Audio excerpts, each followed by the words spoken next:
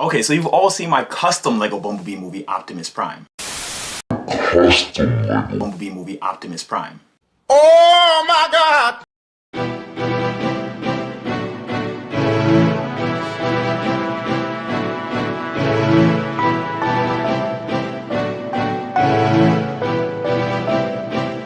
Yo, what's going on, guys? It's your boy Say here. Let's get right into it. Okay, peep the gear upgrade with the Boa Shan 13-inch rotating display.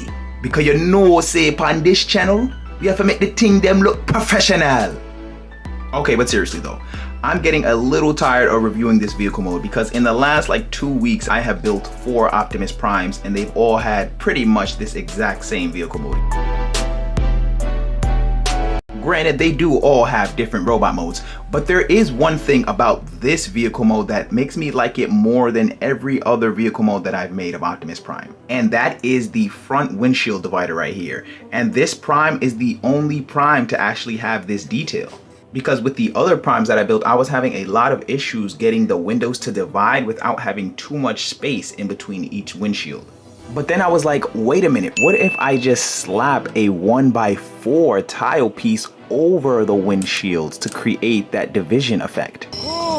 Another small detail about this Prime's vehicle mode that I really like is the division of the lights right here. Because with the other Primes that I made, I kind of just slapped the lights on there. Whereas with this one, I actually tried to mimic the pattern of lighting that he has on his vehicle mode.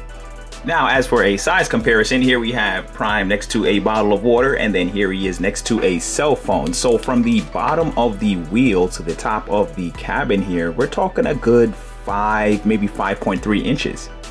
Now, hands down, this is the beefiest Prime that I have ever made. And as a result, I did have to sacrifice just a little bit of cleanliness in his vehicle mode. Mainly in the back area of the cabin and towards the bottom portion of the vehicle mode, but there's really nothing that sticks out like a sore thumb.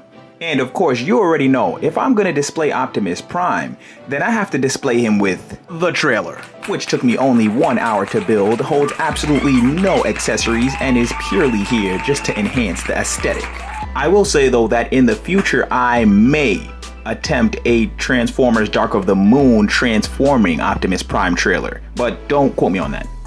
Now, if you guys are interested in seeing a full, in-depth review of my Optimus Prime's vehicle mode and the trailer, I would definitely suggest you check out my Transformers Bumblebee movie custom Optimus Prime video. I will leave the link to that at the end of this video. Additionally, if you guys are interested in seeing my Transformers Rise of the Beast Optimus Prime, I will leave the link to that at the end of this video as well. Okay, and now let's get right into that transformation. But before we do that, like the video, because we about to turn up.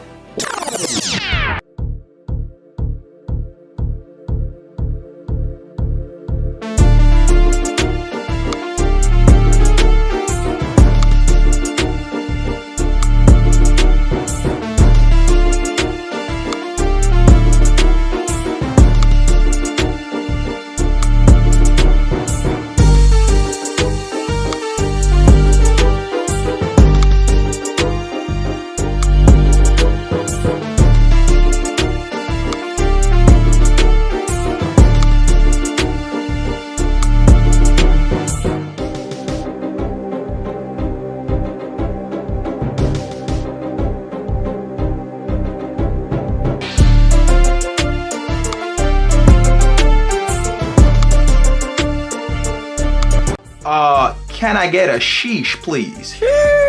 Okay, and here we have Bumblebee movie Optimus Prime in his robot mode. And as I've said before in my other Optimus Prime videos, I'm not really a fan of the G1 designs, but after making this Optimus Prime, I'm a fan now.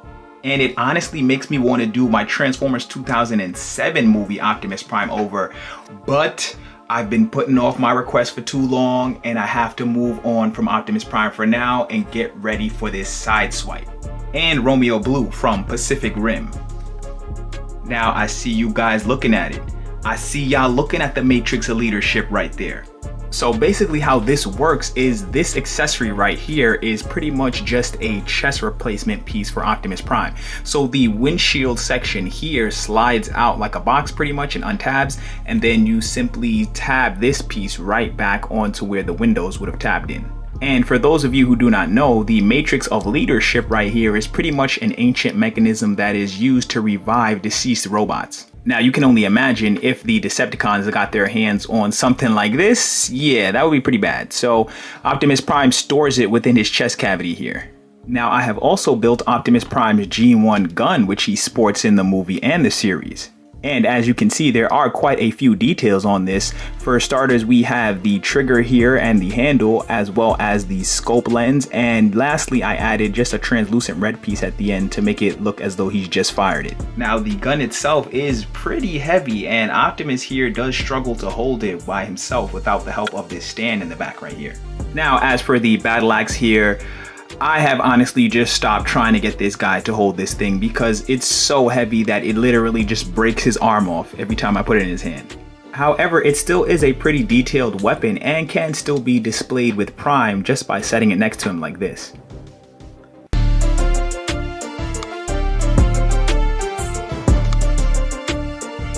And as for a size comparison, here we have Prime next to a cell phone, and then here he is next to a bottle of water.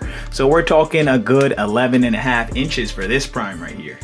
Now, as for build time, this is literally just a beefed up version of the Transformers Rise of the Beast Optimus Prime. So I built that one in about 35 hours and then modified that one to get this one for about 2 hours. The main difference between the two is really just the fact that the Bumblebee movie Optimus Prime has a little bit more red in its stomach area, and the Rise of the Beast Optimus Prime just has little areas where there's more yellow.